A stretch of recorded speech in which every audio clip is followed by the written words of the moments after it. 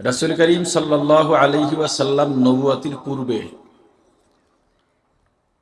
একটা একাকিত্ব জীবন কিংবা নির্জনতা অবলম্বন করেছিলেন। মানুষের সঙ্গে কথাবার্তা কমিয়ে দিয়েছিলেন।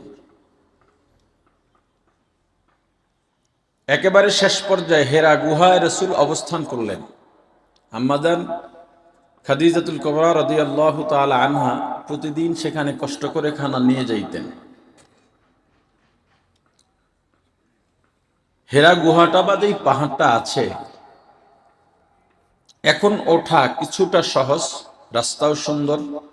ওঠার জন্য ওখানের তুলনায় মাঝে মাঝে নাস্তা পানির ব্যবস্থাও আছে, ভ্রাম্যমান দোকান বসে।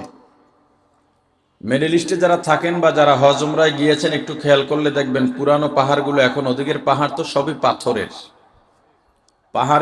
পাথরগুলো চারিদিক থেকে চোকা ধারালো। ওই সময় তো আরো অবস্থা খারাপ থাকার কথা। তখনও নবীজি নবী হন নাই, নবুয়তি পান নাই।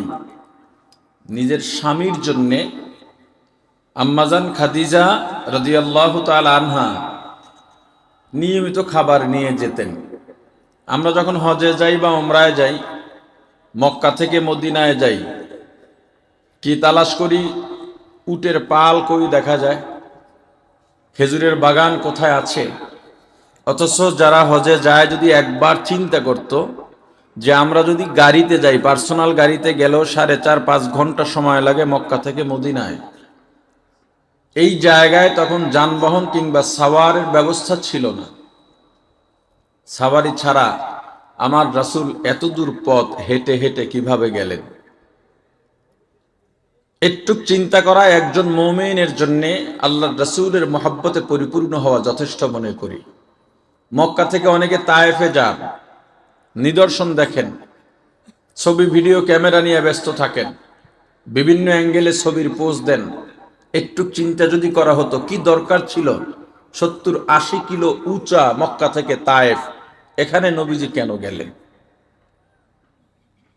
এবং কি ঘটনা ঘটেছিল? যাই হোক, এটা আলোচনার প্রেক্ষিতে এলো বিদায় বললাম। নবীজির বয়স যখন নবুয়তির পর্যায়ে পরিপূর্ণ হয়ে গেল, সোমবার দিনে হযরত জিবরাইল আলাইহিস সালাম এসে নবীজিকে বললেন, পয়গম্বর ইকরা, আপনি পড়েন।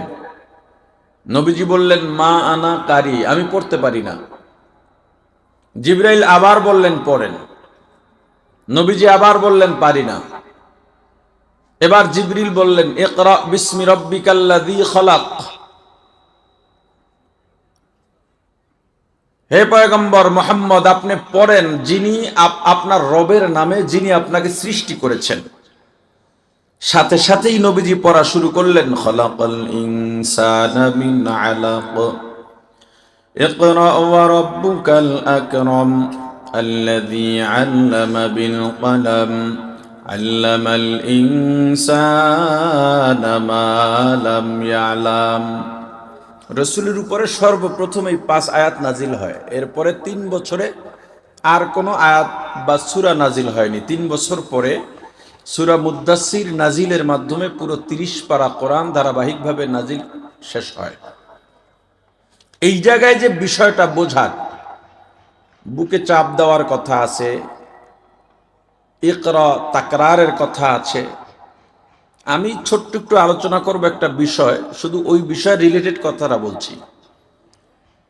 3 নাম্বার যে আরেকটা কথা আছে সেটা হলো, জিবরাইল যতক্ষণ বললেন ইকরা, নবীজি বললেন পড়তে পারি না।